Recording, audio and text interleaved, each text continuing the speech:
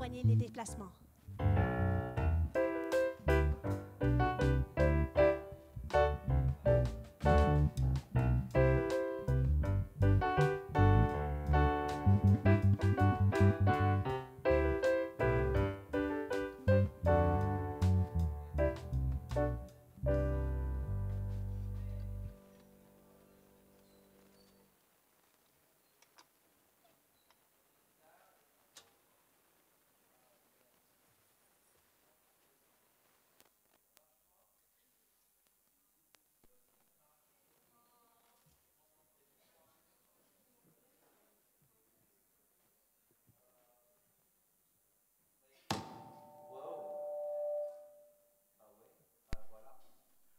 C'est le petit bouton là-bas. Ok, ça marche maintenant? Oui? Non? Ça va vous? Vous me regardez bizarrement. Maintenant, il faut que je me remette en forme. Alléluia. Je disais que ça fait un petit peu bizarre d'être nouveau dans le pupitre. Ça fait quoi, 3 semaines? Alléluia. C'est ça le problème quand on prend des bonnes vacances. C'est toujours du mal un petit peu à reprendre, non? Vous ne trouvez pas? Alléluia. Mais gloire à Dieu, Dieu va nous parler. Juste avant qu'on se mette dans la parole, j'aimerais juste reconnaître quelques-uns, spécialement ce matin. On est vraiment honoré d'avoir Noémie Rocard qui est avec nous. Noémie, lève-toi, chérie. Voilà. Qui est là de la Martinique, de notre église sœur là-bas. Sois béni et merci d'être avec nous. Les parents de Noémie font partie de l'équipe des anciens de notre église sœur. Donc, merci à la fin du culte d'aller lui souhaiter bonjour. Surtout les jeunes de l'église, les quelques jeunes qui ne sont pas en vacances ce matin. Nous sommes aussi vraiment bénis. Ce matin, à la fin du culte, on va avoir un temps de prière pour une famille qui, c'est toujours joyeux et triste en même temps. Un peu mitigé entre les deux, quand on doit dire au revoir à une famille, mais c'est toujours pour des bonnes raisons. En fait, c'est une famille qui vient d'abord de la Nouvelle-Calédonie et qui va rentrer chez eux. Et à la fin du culte, nous aurons un temps de prière pour eux. C'est la famille Amey, avec les parents, je trouve mes notes, Félix et Christine. Vous êtes tous, juste fais-moi signe. Voilà, ils sont là. Juste à la fin du culte, s'il n'y a pas trop de prières sur le devant, a priori, on va essayer de se retrouver sur ce côté de l'estrade. Et j'invite vraiment tous ceux et celles, les amis, mais aussi ceux qui veulent investir dans la Nouvelle-Calédonie. On aura des choses à dire à propos de ce beau pays à l'avenir par rapport à une éventuelle... Bon, voilà, c'est tout ce que je peux dire. Mais venez prier avec nous à la fin du culte pour cette famille précieuse. Et puis aujourd'hui, on est vraiment honoré d'avoir Ian et Jenny Wilson, pasteur Ian et Jenny, avec nous ce matin. Ils sont en visite pour quoi? Un mois, 2 mois, quelque chose comme ça. Et juste, comment? 6 semaines. Et puis juste cette semaine, nous avons fêté le 60e anniversaire d'Ian. Alléluia. Et j'aimerais, Ian et Jenny, come on up, please. Et j'aimerais qu'ils nous donnent une petite salutation rapidement. Applaudissons encore très fort.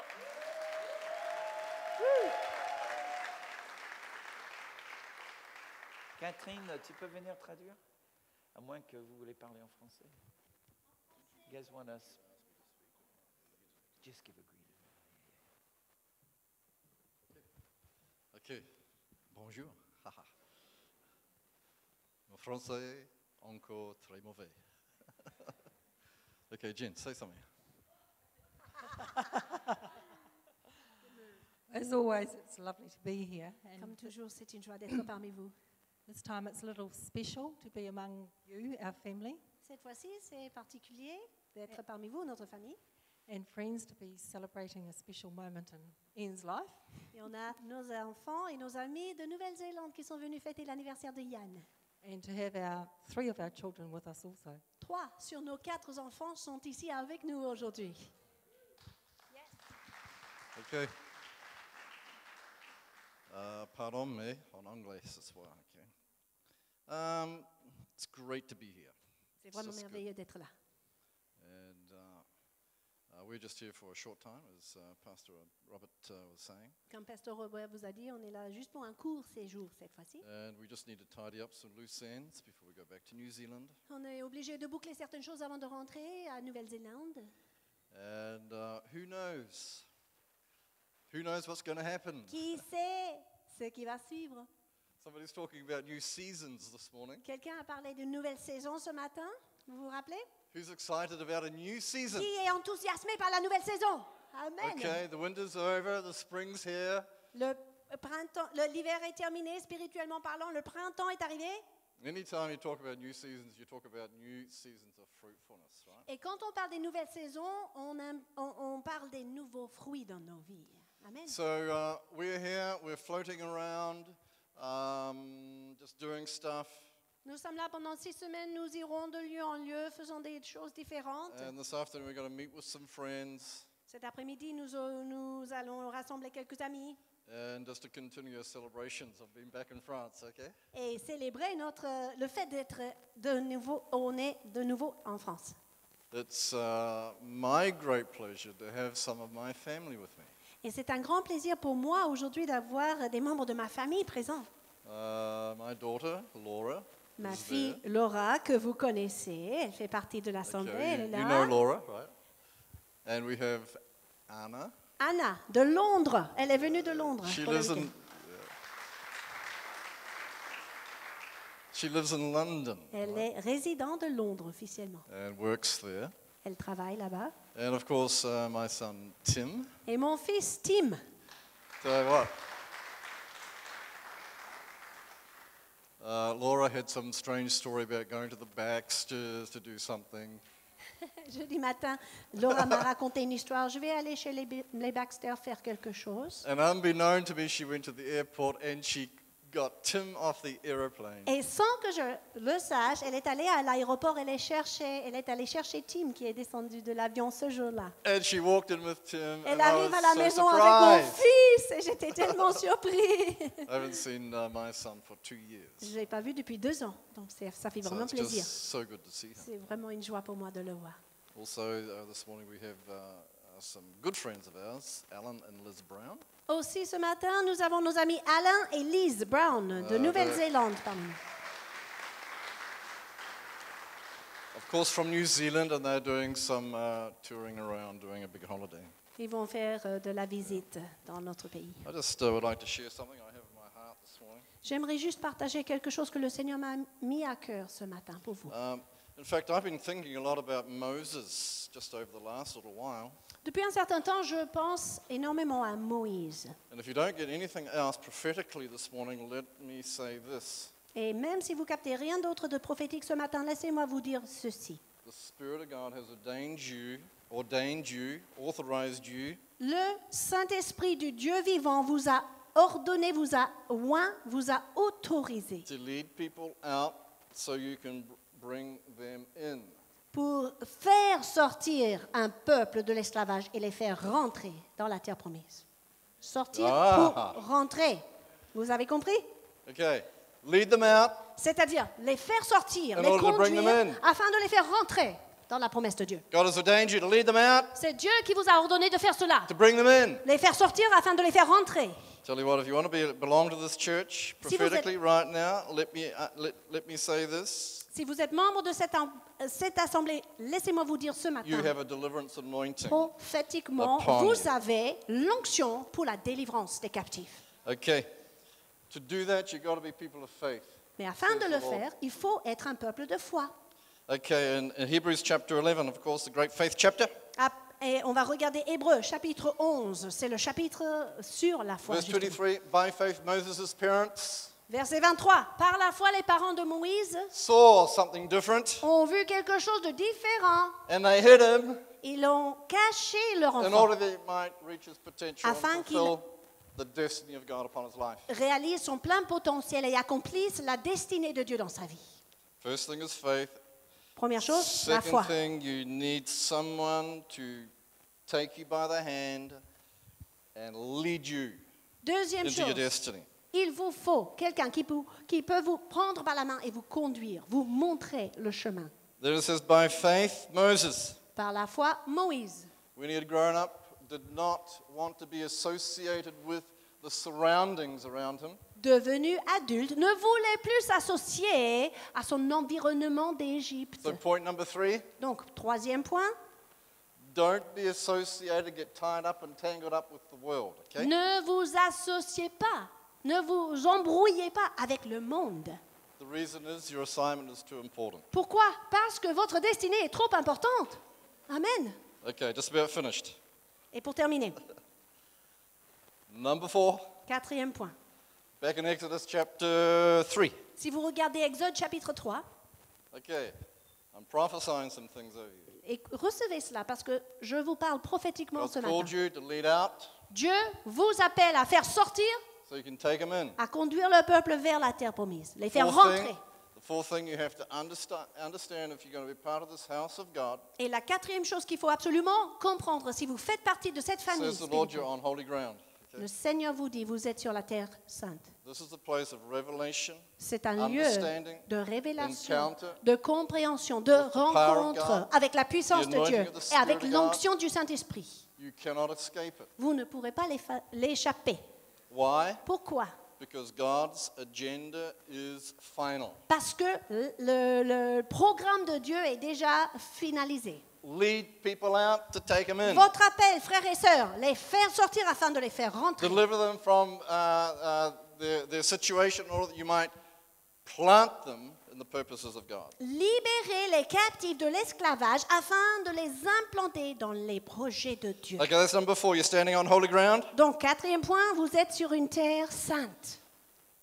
This new season, I can guarantee you're going to hear something new from the Spirit of the Lord. Je vous assure, cette nouvelle saison va vous permettre d'entendre quelque chose de nouveau de l'Esprit de Dieu. Because verse 7 says, God is seeing some things, He's hearing some things. Pourquoi? Parce que dans le verset 7, nous voyons que Dieu voit des choses, il entend des choses. He's seeing it and He's hearing it in the city and in the nation. Il entend ces choses-là pour la ville et pour la nation. It says, I've seen, I've heard, I'm concerned. Dieu a dit à Moïse, j'ai vu la souffrance, j'ai entendu les cris, je suis impliqué, And I've come to rest. concerné. Je suis touché et je suis venu sauver. Amen. And the sixth thing is in verse 10. Et le dernier point, dans le verset So 10. now, go, Maintenant, I am sending you. allez, je vous envoie, dit le Seigneur, à vous tous ce matin. If you want a seventh one, Si it's vous in the voulez next verse. un dernier point pour clôturer vos notes, c'est dans le verset suivant. I have no excuse. Je n'ai pas d'excuse Absolutely no excuse. devant Dieu. Aucun de nous a une Because excuse when devant God Dieu. joins with me Parce que quand Dieu est avec and I nous, partner with the Holy quand je Spirit, suis partenaire avec le Saint-Esprit de Dieu, God will fulfill His purpose Dieu accomplira certainement tous ses projets. to Amen. lead people out, Pourquoi? Parce qu'il veut faire sortir to bring them in. afin de les faire rentrer. Amen. God bless you guys. Que Dieu vous bénisse. Thank you, Pastor. Merci, Pasteur Robert. Alléluia. Alléluia. Merci. Merci beaucoup. C'est bon. Alléluia. Si vous avez la Bible avec vous, tournez à 1 Corinthiens, s'il vous plaît. 1 Corinthiens 9. Excellent. Merci pour cette parole prophétique.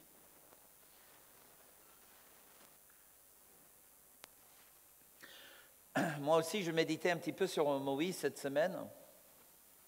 Et vous savez, et ça revient vraiment à ce que Dieu m'a mis à cœur pour ce message ce matin. Et vous savez, le grand problème que Dieu a eu avec Moïse, ne s'agissait pas de l'onction divine. Amen. Parce qu'en fait, Moïse, dans un sens, Dieu n'a pas oint Moïse. Dieu, il a oint le bâton de Moïse. C'est très intéressant.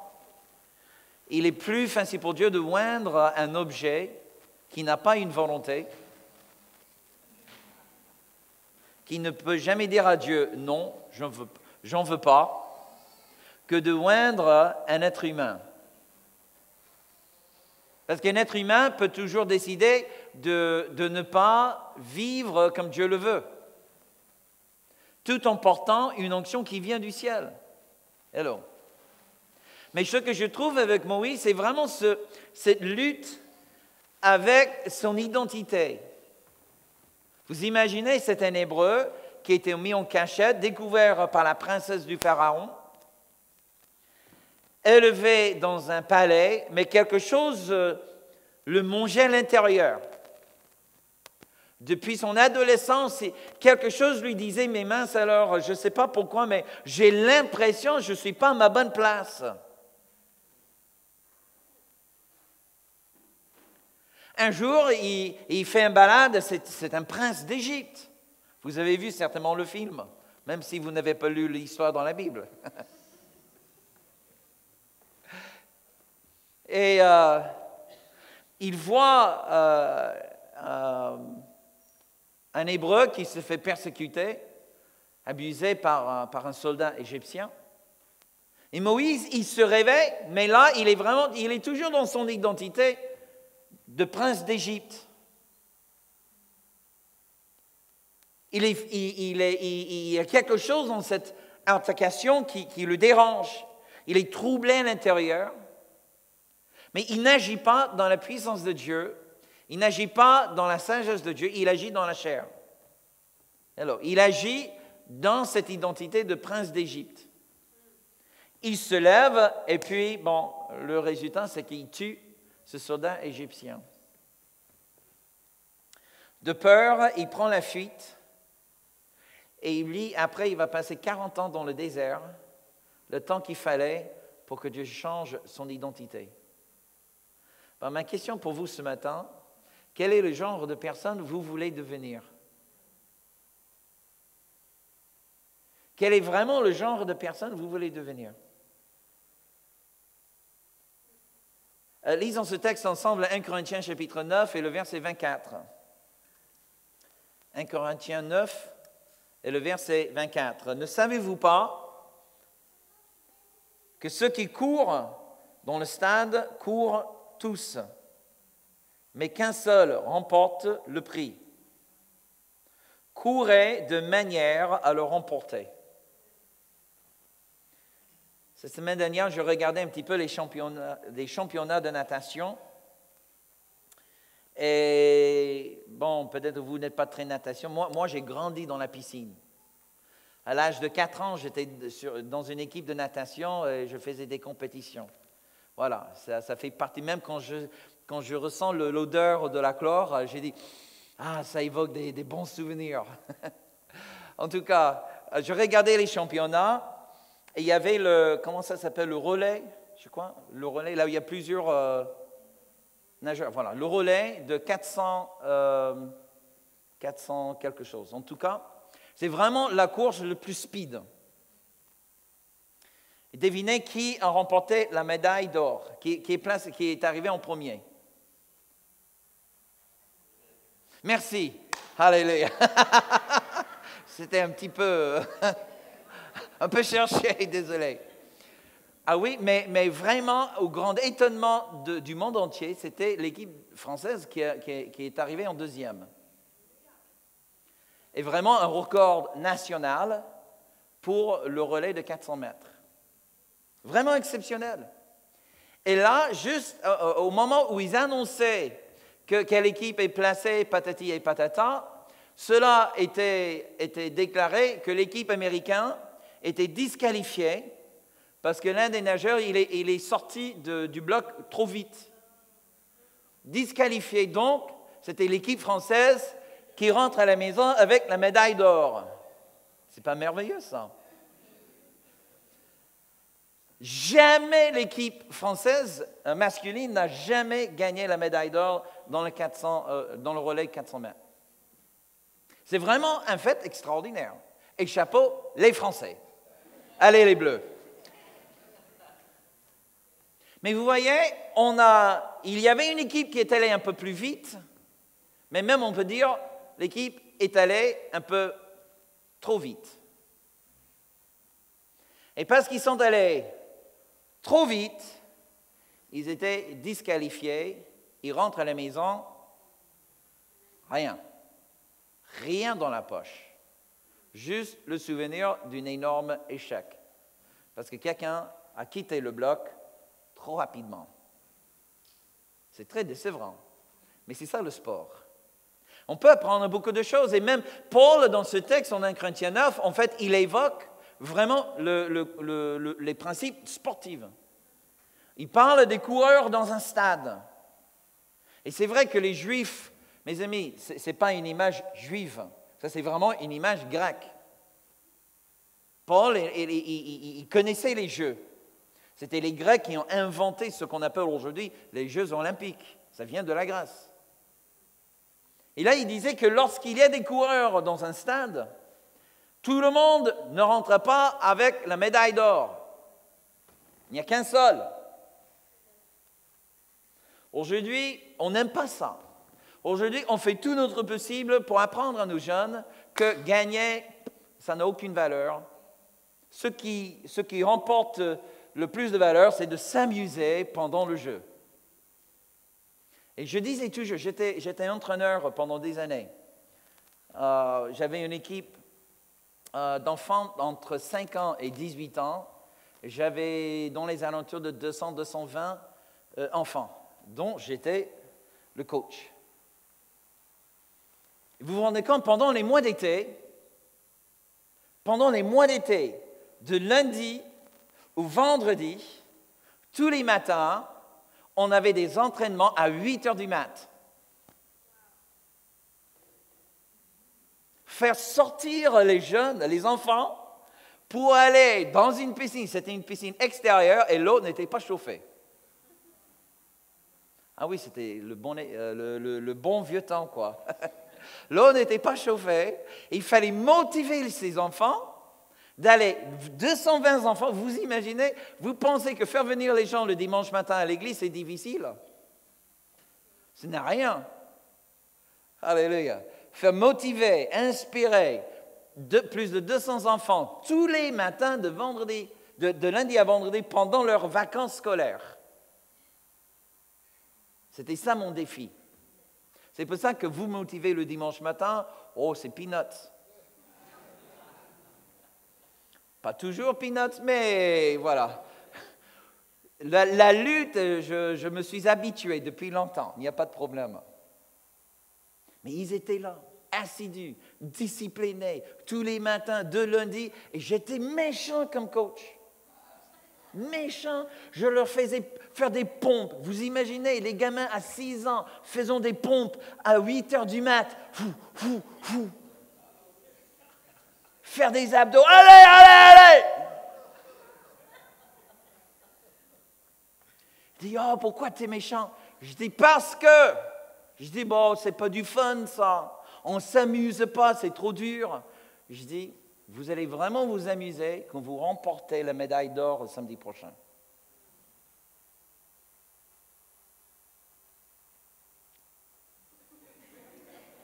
Vous savez, franchement, un touriste n'est jamais rentré à la maison avec la médaille d'or.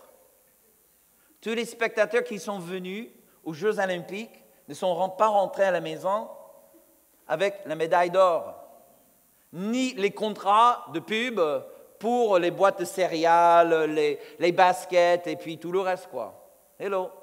Ça veut dire que nous avons tous des rêves à faire des grands exploits. Mais mes amis, nous vivons, j'appelle cette génération la génération micro-ondes. On n'a pas besoin de chasser le poulet, lui couper la tête, le déplumer et tout le reste pour avoir du poulet frité. On a juste besoin d'aller chez le magasin, acheter du congelé, le mettre au micro-ondes et 2 minutes plus tard, paf, tout un repas sort. On vit dans un monde, mes amis, qui n'est plus humain. Et bien que le monde a changé, mais Dieu n'a pas changé. La Bible n'a pas changé. La Bible est toujours dans un contexte agricole. Là où si tu veux manger du pain, il faut d'abord semer le blé. Il faut réfléchir. Il faut bien se dire, mais ok, si dans quelques années, je veux manger du pain, que dois-je semer aujourd'hui? Que dois-je faire aujourd'hui, maintenant, afin d'assurer que dans quelques années, j'aurai du pain à manger? Hello. Ça fait réfléchir. Aujourd'hui, on ne réfléchit plus, on cherche une expérience. Alléluia, amen. Ou au moins, on va donner de l'argent à quelqu'un qui va nous fournir du pain. Et on n'a plus le concept de ce qu'il faut payer dans le monde spirituel pour avoir un bon résultat dans sa vie. Hello, vous êtes avec moi?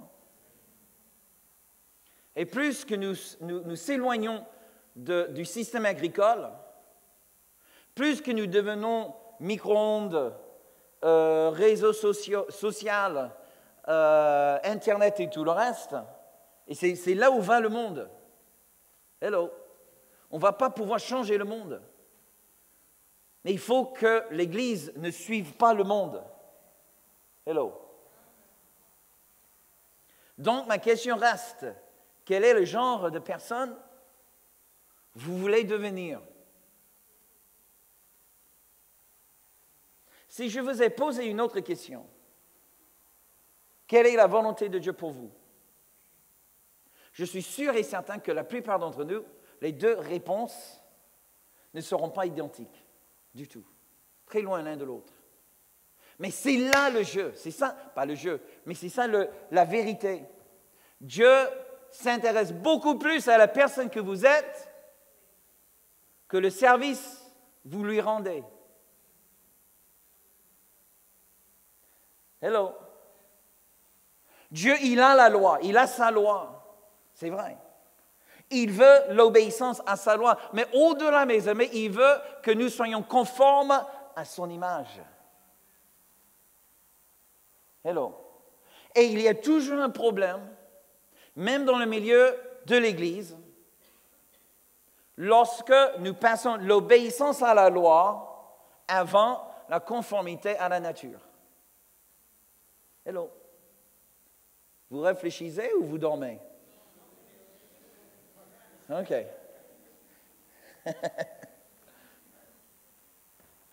Puis je vais le dire encore une nouveau. Dieu s'intéresse beaucoup plus au genre de personne que nous sommes que le genre de service qu'on lui rend. Donc, quel est le genre de personne tu veux devenir? Vous savez, si tu es un homme de paix, tu as la paix.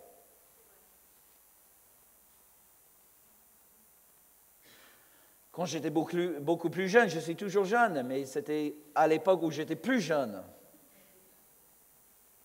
Je prêchais sur les fruits du Saint-Esprit,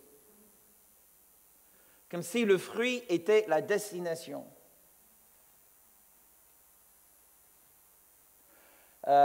Toujours à la fin d'été, c'est toujours une saison précieuse chez nous, parce que j'ai 3 pommiers et une poirier. Et là, les 4 arbres sont remplis de fruits. C'est extraordinaire. Mais pas une seule fois est-ce que j'ai crié à l'air, dans l'air, « Donnez-moi des poires !» Pendant le barbecue, hier, on était à table, et tout d'un coup, une pomme tombe, quasiment, rater quelqu'un à la table juste de peu. Pouf, la pomme tombe. On n'a pas regardé dans les cieux en disant « Oh, la pomme, Dieu nous envoie une pomme !» Ben non. Dieu m'a donné un arbre, chose que j'ai plantée dans la terre, chose que je cultive, et je travaille la terre pour que la pommier me donne des pommes. On ne peut pas se plaindre si dans notre jardin, on n'a pas de pommes, si nous n'avons jamais planté une pommier. Hello. Maintenant, c'est à vous de choisir si vous voulez des pommes. Que faut-il planter dans le jardin?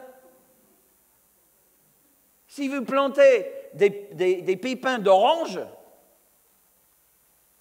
et vous avez dans quelques années des fruits oranges, et tu croques, tu te dis, mais oh mince, c'est pas une pomme ça. Pourtant, j'ai bien planté un arbre. J'ai du fruit. Le fruit est rond. juteux à l'intérieur.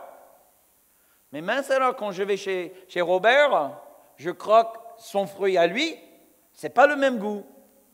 Je comprends rien. Oui, mais mon gars, tu as planté des pépins d'orange. Il fallait implanter les pépins de pommes. Oui, mais j'aime pas les pépins de pommes. J'aime les pépins d'orange. Mais je veux des pommes. Ok, écoute, je ne suis pas le gars le plus intelligent au monde, mais je ne suis pas stupide non plus. Si tu veux des pommes, quel genre de pépins faut-il planter? Des pommes. C'est ton choix. C'est ça extraordinaire. Dieu te donne le choix et même il va respecter le choix que tu prends. Il te donne un corbeil avec beaucoup de pépins différents. Et c'est à toi de choisir quel genre de fruits tu veux manger plus tard. Tu peux être très attiré aux pépins d'orange. OK, il n'y a pas de problème. Dieu va même honorer les pépins d'orange. Il va faire arroser les pépins et les orangiers vont pousser chez toi. Mais tu dis, je ne comprends pas. Pourtant, je voulais les pommes. Non, mon gars, ça ne marche pas comme ça. Tu ne peux pas planter des pépins d'orange en attendant les pommes. Amen. Donc, ma question pour vous, quel genre de fruit remplit ton jardin aujourd'hui? Parce que le fruit que tu as dans ta vie aujourd'hui correspond aux pépins que tu as plantés il y a des années. Tu peux te plaindre, mais écoutez mes amis, ce n'est pas la faute ni de l'Église, ni de Dieu, ni de tes parents, ni de ta femme. Hello! Ni de ton mari, ni de tes enfants, ni de tes parents. Le choix de pépins est ton choix à toi. Encore une fois, je te pose la question, quel est le genre de personne tu veux devenir? Ce que j'aime bien sur le témoignage du roi David dans le livre des Actes, chapitre 13 et le verset 22, il dit, Dieu parle au sujet de David. C'est super. Acte 13, 22. Il dit, j'ai trouvé David, fils d'Isaïe, homme selon mon cœur. Tu vois, c'est extraordinaire. Il n'a pas dit, j'ai trouvé David, fils d'Isaïe, qui était obéissant à toute ma parole, qui a fait tout ce que je lui ai demandé de faire. J'ai trouvé David qui a prié 3 heures par jour, qui lisait les psaumes. Une fois écrit. Tu vois, 1 heure par jour, qui a jeûné 3 fois par semaine. Dieu n'a pas dit ça. Non, il dit, j'ai trouvé un homme. Il parlait de la nature de David, il parlait de la personne de David. Un homme selon mon cœur. Un homme, quand je regardais cet homme, je voyais le reflet de mon image. Alléluia. Alléluia. Si on peut dire que Dieu est un Dieu de pommes, David a compris qu'il voulait être près de Dieu, donc il a commencé à planter les pépins de pommes. Et Dieu regardait David, il disait, oh, j'ai des pommes chez moi, j'aime les pommes, et je regarde David et je trouve les pommes. Alléluia. Tu vois, c'est une chose dans l'Église. Mes amis, écoutez, c'est une chose horrible chez le chrétien. Quand on prêche pomme et on sème orange. Il y a quelques-uns, je vous ai perdu. Je me dis, mais qu'est-ce qu'il raconte, salade de fruits? Par exemple, tu ne peux pas prêcher Dieu de paix et s'énerver à la maison. Amen. Tu ne peux pas. Pourquoi? Parce que le message qu'on prêche, le message lui-même doit être un reflet de la personne que nous sommes. Et c'est dangereux quand je prêche une chose, quand j'exhorte une chose que je ne vis pas, ou encore pire, que je ne suis pas. Vous me suivez? Donc, qu'est-ce que Dieu veut de nous? Il veut changer le nous. Encore une fois, au sujet de Moïse, Dieu sort son peuple, c'est un peuple d'esclaves. Les Hébreux à l'époque de Moïse n'étaient que des esclaves. Et ils étaient esclaves pendant 3 siècles avant. Depuis 3 siècles, esclaves. Il n'y avait aucune identité. Néanmoins, identité enfant de Dieu. Loin de là. La seule identité pour les Hébreux à l'époque de Moïse, c'était esclaves en Égypte. Il y a des choses qu'un esclave ne fait jamais. Un esclave ne va jamais démarrer son propre entreprise. Jamais. Pourquoi? Parce que c'est un esclave. Un esclave ne va jamais prendre des vacances en Terre Sainte. Pourquoi? C'est un esclave. Est-ce que vous voyez ça ne lui viendrait même pas à l'esprit de sortir d'Égypte et aller voir le pays d'Abraham. Hello. Pourquoi? Parce que dans sa tête, il n'est qu'un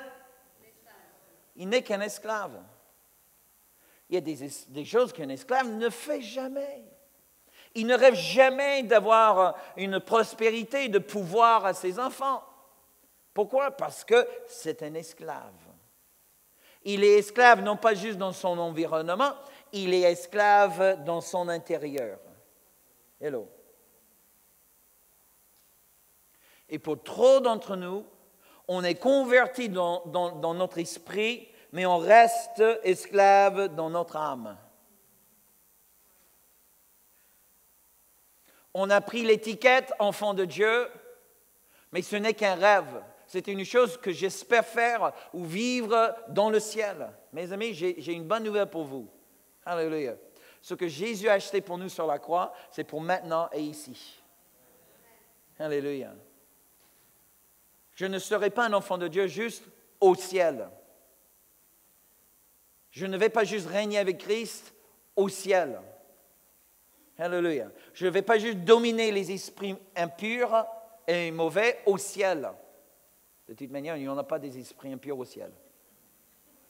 Je ne vais pas marcher sur les serpents au ciel. Toutes les promesses de Dieu sont pour ici, mes amis. La seule promesse qui vraiment est réservée uniquement pour le ciel, c'est la vie éternelle. Sinon, toutes les autres promesses de Dieu sont pour le maintenant.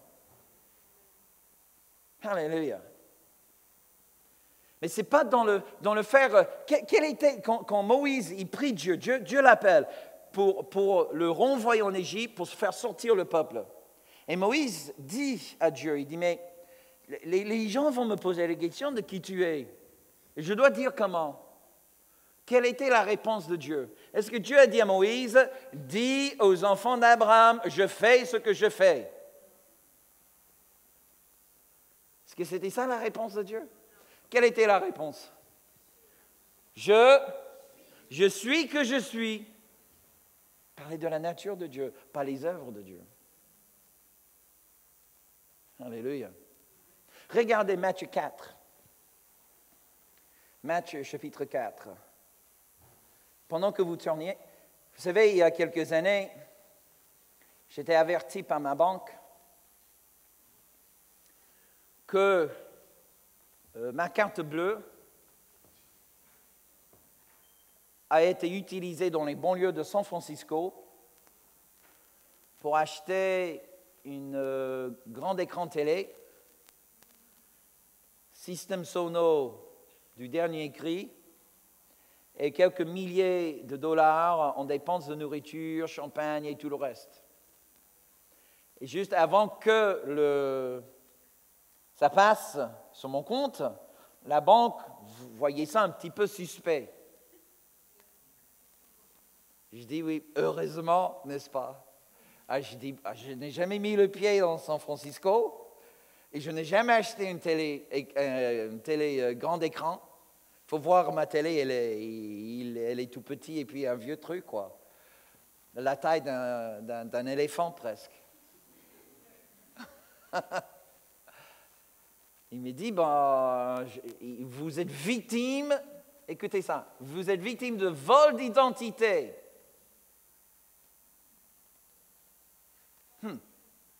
Quelqu'un a agi en mon nom, mais qui n'est pas moi. C'est un faux Robert Baxter que je devais dénoncer. Pourquoi? Parce qu'il a créé des endettements à mon nom, chose que je ne voulais pas payer.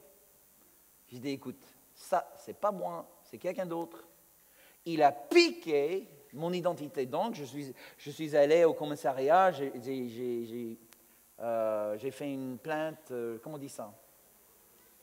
Je suis porté plainte, voilà. C'était tout un dossier qu'il fallait monter, Laurent, tu le sais. Bon. En tout cas, vol d'identité. Et c'est commun aujourd'hui, il faut se protéger. Même on peut aller sur Facebook. C'est pour ça que j'ai effacé plein de détails sur ma vie de Facebook. Parce que vous savez que maintenant, les gens peuvent aller sur Facebook, connaître qui sont tes frères, sœurs, les animaux domestiques, et puis peut se présenter à une banque en disant « Oui, j'ai perdu ma carte bleue », et puis ils donnent toutes les infos qu'ils ont cueillies de ton Facebook pour passer en tant que toi. C'est extraordinaire, ils sont doués, les voleurs. Les voleurs sont parmi les gens les plus créatifs au monde. Il faut les convertir pour qu'ils puissent mettre cette créativité au service de Dieu. Amen. Non, mais sérieux. Vol d'identité. Vous savez quel est le syndicat criminel le plus doué en vol d'identité? Ce n'est pas les Russes. Non. Le plus grand syndicat dans l'univers, qui est le plus expérimenté dans le vol d'identité, se trouve en enfer. C'est le diable lui-même et tous ses démons qui cherchent déjà à t'empêcher à tout prix à ce que tu découvres quelle est vraiment ton identité. C'est pour ça que je te pose encore la question. Quel est le genre de personne tu veux devenir? En Matthieu 4, vous connaissez peut-être cet épisode dans la vie de Jésus. Suite à son baptême d'eau, il est amené par l'Esprit de Dieu dans le désert pour qu'il soit tenté par le diable. Matthieu chapitre 4 et le verset 1, lisons cela. Alors Jésus fut amené par l'Esprit dans le désert pour être tenté par le diable. Après avoir jeûné 40 jours et 40 nuits, il eut faim. Le tentateur, s'étant approché de lui, dit, soulignez ça, extraordinaire, si tu es le Fils de Dieu,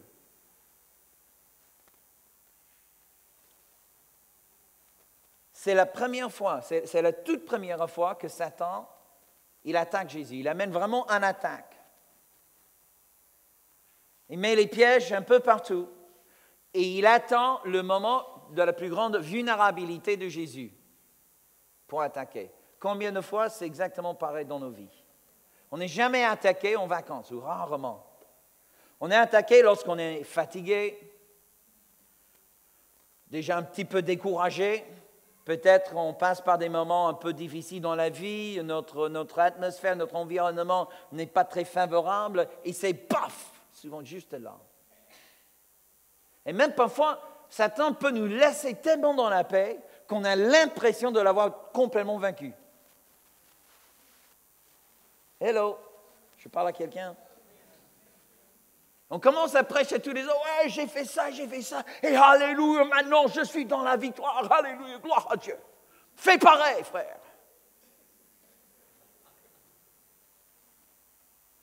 Je touche une promotion, petite prime, fin d'année, oh, je suis sous les nuages. Ouais, parce que j'étais fidèle avec ma dîme, j'ai donné au Seigneur, alléluia.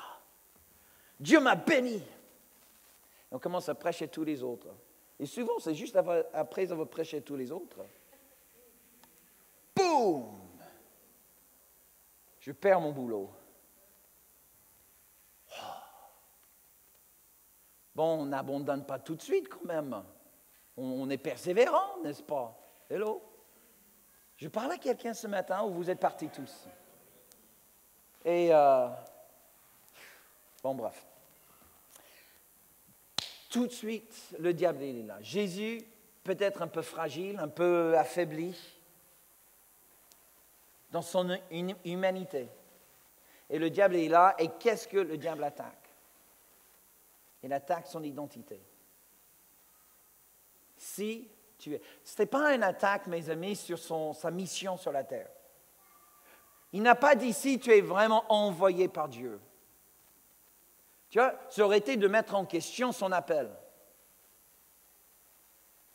Non, il a touché la vraie cible. Et c'est la cible qui touche dans la vie de chacun d'entre nous. Hello. Si tu es vraiment le Fils de Dieu, fais ça. Le faire, c'était juste pour prouver. Tu vois, la vraie tentation que Satan a envoyée à Jésus, c'était de défendre son identité.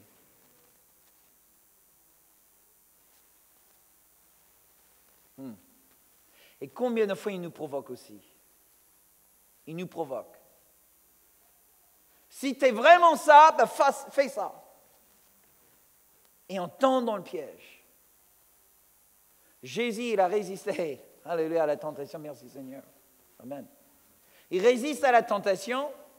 Il parle tout simplement que l'homme vit non par le pain, mais par la parole de Dieu.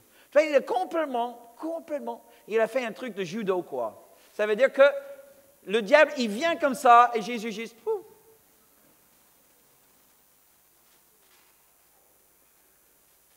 Vous savez, quand tu sais qui tu es, tu n'as pas besoin de te battre.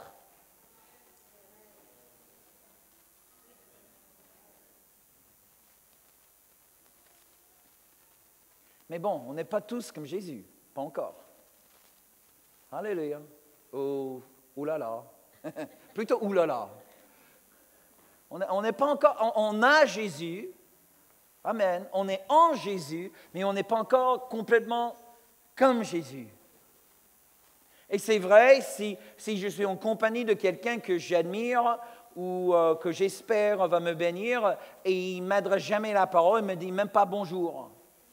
Il est difficile pour moi de rentrer à la maison sans sentir vraiment bien de moi-même. J'attendais au moins un minimum de courtoisie. Hello. Et quand même, on est dans l'église, non? C'est pas normal qu'on ne dise pas bonjour.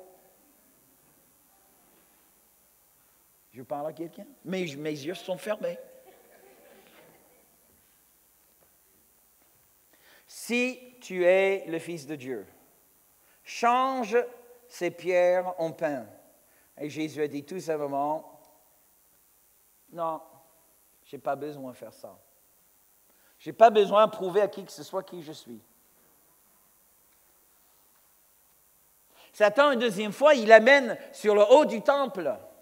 Et encore à nouveau, il dit, si tu es le Fils de Dieu, jette-toi dans le vide.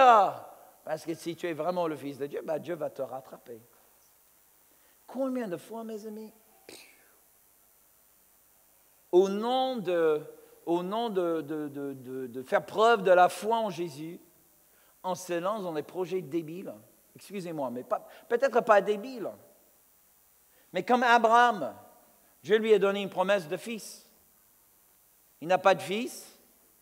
Sarah n'est plus capable de lui apporter un fils. Qu'est-ce qu'il fait? Il va coucher maintenant avec sa servante.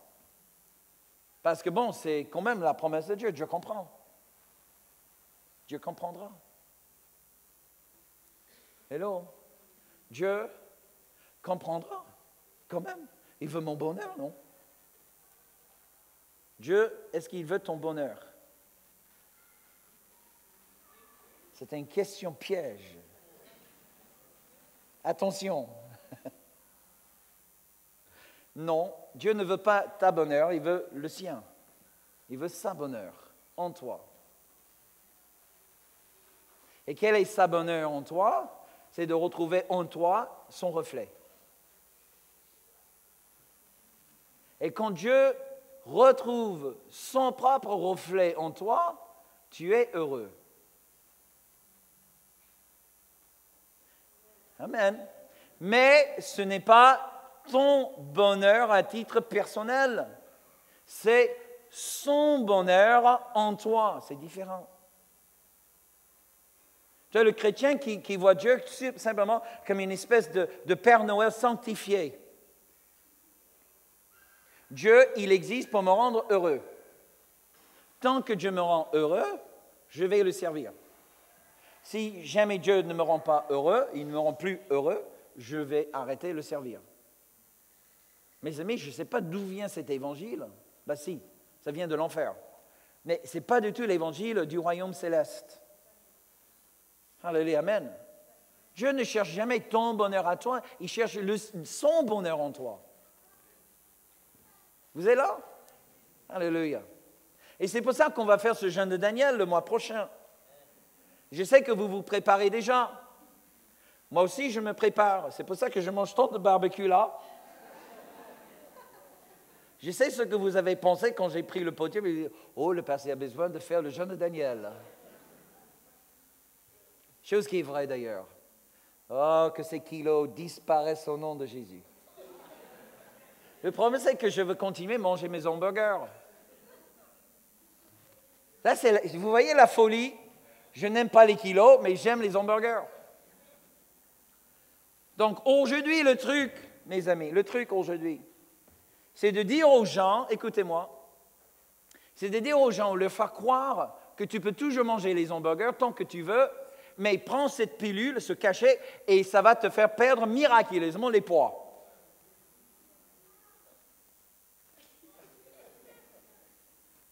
Et on l'avale à chaque fois. Ah, je peux continuer à manger mes hamburgers? Ah ben c'est chouette. Alléluia. Le pire, c'est dans les églises, on prêche une évangile facile, ce que j'appelle l'évangile light. OK? Il y a tout le goût, mais moins de sucre. Moins de calories. Il n'y a pas évangile light, mes amis. Soit on devient disciple de Jésus, ou on devient conforme à ce monde. Et on ne peut jamais avoir les deux. Tu ne peux pas vivre pour Dieu et vivre dans le monde en même temps. C'est impossible. Tu n'auras jamais deux maîtres en même temps. Soit Jésus est ton maître, ou soit le monde est ton maître. Et si tu veux devenir un ami avec ce monde, tu deviens tout de suite ennemi avec Dieu. Hello! Donc, on fait le jeûne de Daniel à partir du 8 septembre. Je vous conseille déjà à commencer à parler en famille, comment vous allez vivre le jeûne ensemble. Commencez déjà à regarder votre placard et dire « Oh, il y a tellement de Nutella et des chocolats et des bonbons et des sucreries et tout ça. On a 10 000 litres de coca dans la maison. Il va falloir peut-être s'en débarrasser avant le jeûne. » Et on commence à se préparer. Déjà le guide de prière, déjà écrit. Bon, ça, c'est dans le processus de faire éditer et faire des corrections, etc. Mais je vous dis, on va vivre un jeûne extraordinaire cette année. Oh, aïe, aïe, aïe. Les choses que Dieu nous a fait voir pour le mois de septembre, c'est absolument époustouflant. Mais avant de parler de ce qu'on va faire, il fallait parler de ce que nous sommes et ce que nous devenons. Alléluia. 2 fois le diable attaque Jésus. 2 fois au niveau de son identité. Combien de fois Satan il t'a attaqué au niveau de ton identité? Tu t'es fâché. Au fond de toi, tu avais cette douleur de conviction du péché. Mais tu l'as excusé en disant, ouais, mais bon, j'étais toujours comme ça. Je suis comme ça. Au lieu de dire, je me suis fâché, c'est une chose que j'ai faite, mais ce n'est pas que je suis. Et je refuse cet esprit de colère. C'est le vieux moi, mais ce n'est pas le vrai moi. Mon identité était volée. Et je vais faire restaurer mon identité au nom de Jésus. Hello. Troisième fois, le diable, il attaque Jésus. Troisième fois, mais cette fois-ci, regardez, parce que le langage est complètement différent. Je crois que le diable, il va bien piger que pour Jésus, il n'y avait aucun doute au fond de lui par rapport à son identité. Parce que Jésus ne tombait jamais dans le piège du diable. Et la troisième fois, le diable, il le tente. Et là, cette fois-ci, il lui montre la gloire de toutes les nations. Maintenant, Satan, il est convaincu, ce gars-là devant lui, devant moi, Jésus de Nazareth, c'est le véritable Fils de Dieu. Celui dont Dieu a parlé juste après la chute d'Adam en Genèse chapitre 3. Que l'un viendra et je toucherai le talon, mais lui, il écrasera ma tête. Et Satan, il sait maintenant, il sait pertinemment au fond de lui qu'il est en face de celui-là qui devait lui écraser la tête. Il n'y a aucun doute maintenant sur l'identité de Jésus. Donc, il change tactique. Il sait pourquoi Jésus est venu. Il est venu pour racheter toutes les nations. Donc, il va tenter Jésus avec la chose pour laquelle il est venu sur la terre.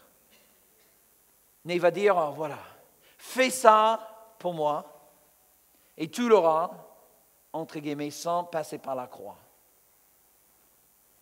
C'est-à-dire que je te donne la promesse de Dieu sans la souffrance, sans payer le prix, sans douleur. Hello, combien de fois vous avez entendu cette voix aussi? Combien de fois je l'entends? Donc, il montre à Jésus toute la gloire, ou la gloire de toutes les nations. Wouh! Et Jésus lui dit, « Retire-toi, Satan! »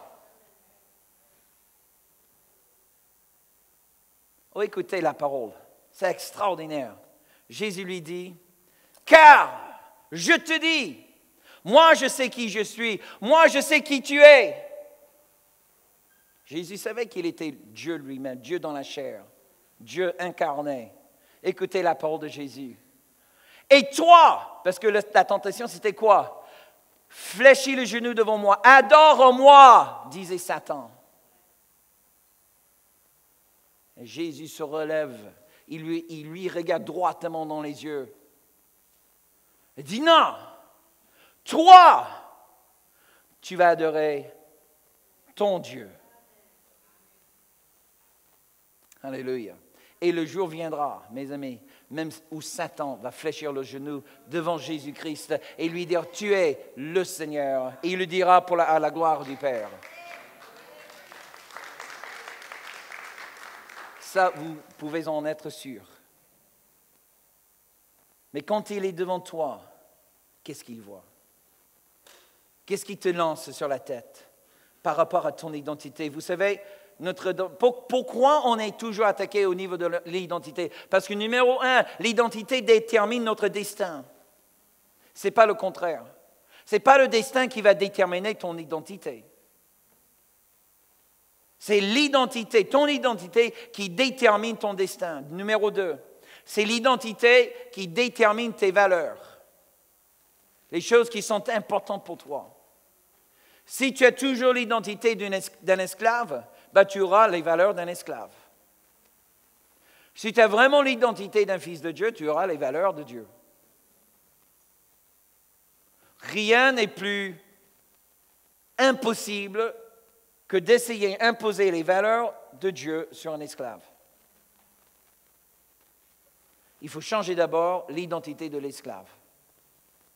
Et c'est ça ce que Dieu veut faire avec nous en Jésus-Christ. Et puis finalement, l'identité détermine la gloire que tu rendras éventuellement à Dieu. Tout joue sur ton identité.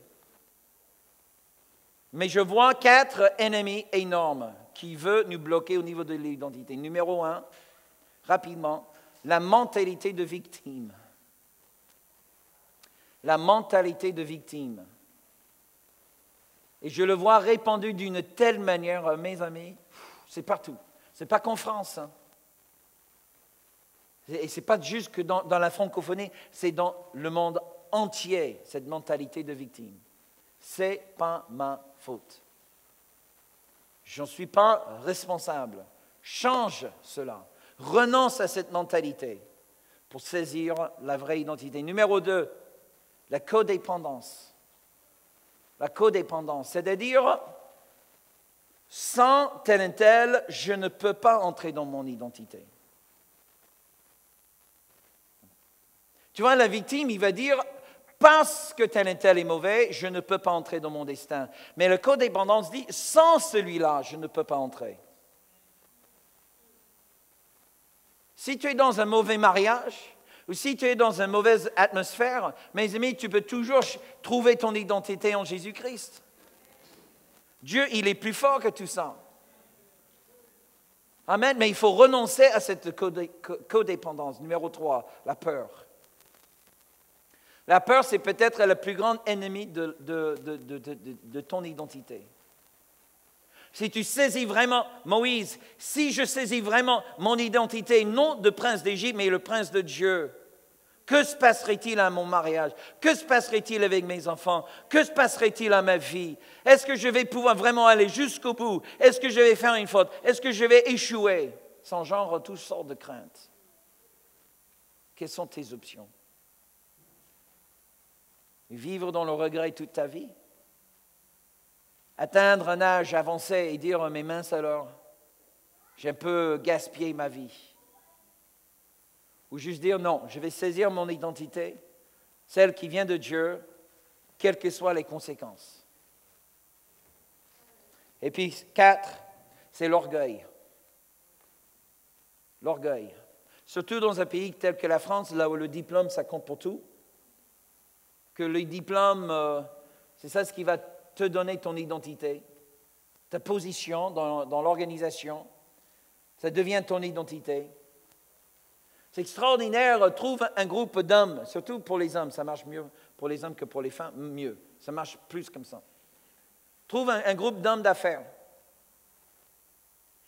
Et qui êtes-vous? Ah, je travaille pour IBM. Ah, je suis cadre avec Air France. Non, je n'ai pas demandé ce que vous faites. J'ai demandé qui vous êtes. Ah oui, bon, là, j'ai bac plus 24. Oui, j'ai pire aller dans les pastorales et demander au pasteur. Et vous êtes qui? Ah oui, mais bon, je suis pasteur de telle et de l'église. Non, je n'ai pas demandé ce que vous faites. J'ai demandé qui vous êtes. Et si quelqu'un te pose la question, qui es-tu? Comment parvenir à l'identité rapidement? Et si je peux avoir le groupe de musique.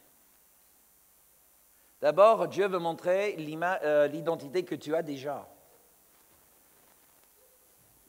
Cette identité forgée par les parents, par notre environnement, par peut-être un prof, peut-être même par l'Église.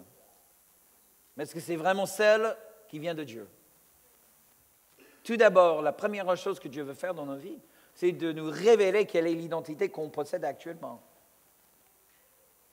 Numéro 2, il veut ouvrir nos yeux, il veut nous donner l'esprit de révélation pour montrer l'image que nous avons en lui, cette identité qui vient de Dieu. Si vous voulez, c'est un petit peu équivalent à recevoir notre carte d'identité du ciel. Vous savez, vous pouvez avoir la nationalité française sans avoir la carte d'identité. Pareil, vous pouvez être enfant de Dieu sans avoir encore la carte d'identité. Mais c'est la carte d'identité du ciel qui te donne l'autorité d'agir en tant que citoyen, qui t'accorde tous les bénéfices du royaume céleste. Il ne suffit pas aujourd'hui, mes amis, juste d'être citoyen du ciel. Il faut l'identité. Alléluia. Il faut demander cette identité de Dieu. Seigneur, montre-moi mon identité. Et là, il commence par sa parole à te parler. Il commence à modeler à l'intérieur de toi Il commence à racheter tes situations et tes circonstances pour te dire, ça, c'est pas toi. Ça, c'est pas le vrai toi. Tu penses, ou tu pensais que c'était le vrai toi. Mais moi, je te dis, je suis ton père et moi, je sais, ça, c'est pas le vrai toi. Ça, c'est quelqu'un d'autre qui veut voler ton identité. Moi, je suis ton père. C'est moi qui t'a créé et qui t'a recréé. Accepte de moi ton identité. Alléluia. On vit dans un monde de vedettes. On voit quelqu'un qui passe à l'estrade, qui passe à la télé, qui passe à la radio. On dit, oh, j'aimerais être comme lui. J'aimerais vous dire aujourd'hui, regardez Jésus. Et décidez aujourd'hui, tu ne veux pas devenir comme un autre. Tu veux juste devenir comme lui. Amen. Alléluia, parce que dedans se trouve ton autorité d'enfant de Dieu. Levez-vous, s'il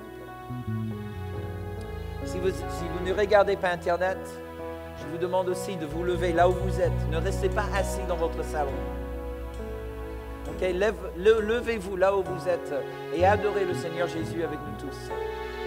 Pendant ce temps d'adoration, Dieu veut libérer en nous l'esprit de révélation.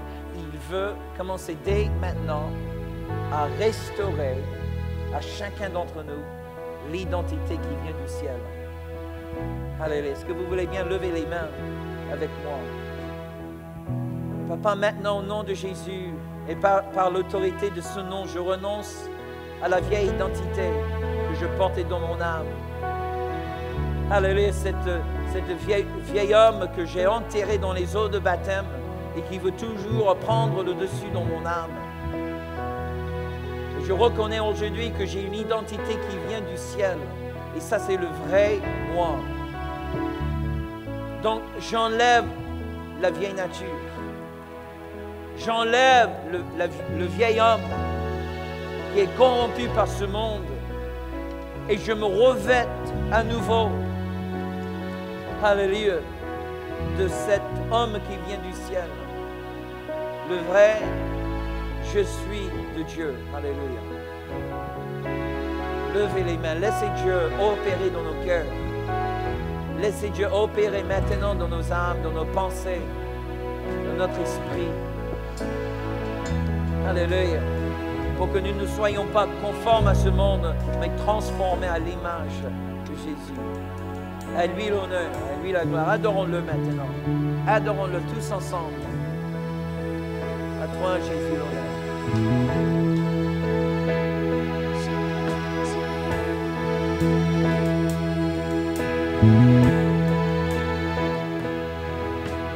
Oui, j'ai décidé, j'ai résolu de t'attendre, Seigneur.